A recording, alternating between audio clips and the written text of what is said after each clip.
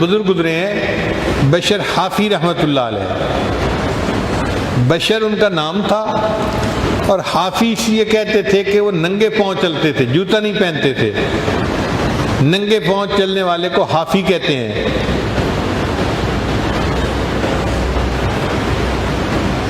قرآن مجید میں بھی یہ لفظ ہے حافین من حول العرش، کہ فرشتے جو ہیں وہ ننگے پاؤں اللہ کے عرش کا طواف کرتے ہیں۔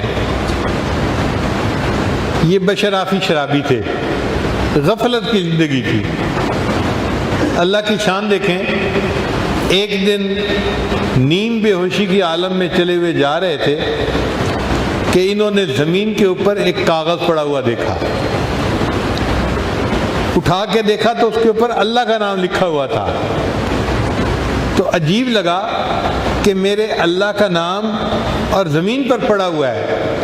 انہوں نے اس کاغذ کو صاف کیا اور ایک دیوار میں اونچی جگہ تھی وہاں پر اس کو اوپر رکھ دیا۔ اللہ کو یہ عمل پسند آ گیا کہ میرے بندے نے میرے نام کا احترام کیا اور میرے نام کو نیچے سے اٹھا کر اوپر رکھا۔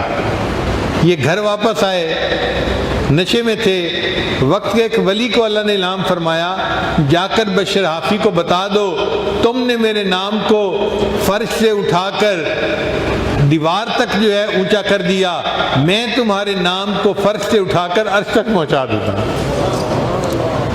یہ خوشخبری ملی اور دل کی حالت بدل گئی۔ اسی وقت شراب سے توبہ کر لی اور نیکی کے راستے پر آ گئے۔ پھر اس کے بعد اولیاء کی زندگی گزاری۔ عجیب بات تھی کہ یہ جوتا نہیں پہنتے تھے۔ کسی نے پوچھا کہ حضرت آپ جوتا کیوں نہیں پہنتے؟ فرمانے لگے جب میں نے توبہ کی تھی تو جوتا نہیں پہنا ہوا تھا، پھر توبہ کرنے کے بعد میں نے قرآن مجید کی تلاوت کی تو اللہ نے قرآن مجید میں فرمایا وَالْأَرْضَ فَرَشْنَاهَا فَنِعْمَ الْمَاهِدُونَ، اللہ نے زمین کو ہمارے لیے فرش بنایا ہے۔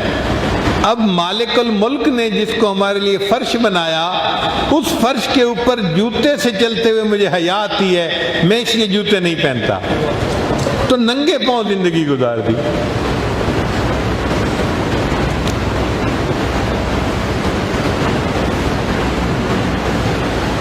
اس شہر میں ایک آدمی تھا جس کے پاس گدھا گاڑی تھی۔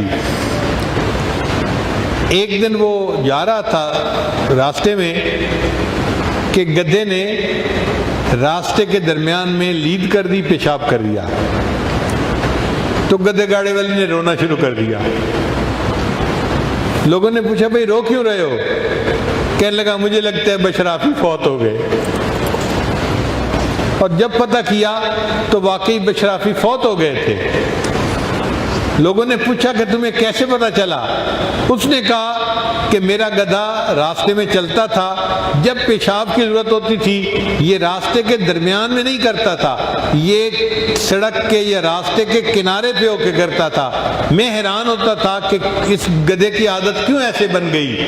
تو میرے ذہن میں خیال آیا اللہ کا ایک بندہ ننگے پاؤں راستے میں چلتا ہے، اللہ اس کو پسند نہیں کرتے، جانور راستے میں گندگی پھیلائیں، اللہ نے جانوروں کے دل میں ڈال دی تم راستے کے کنارے پہ گندگی کیا کرو، میرے بندے کے پاؤں گندگی میں ملوث نہ ہو جائیں۔ آج چونکہ گدھے نے راستے کے درمیان میں گندگی پھیلا دی تو میں سمجھ گیا وہ جو ننگے پاؤں چلنے والا تھا آج وہ دنیا سے رخصت ہو گیا ہے۔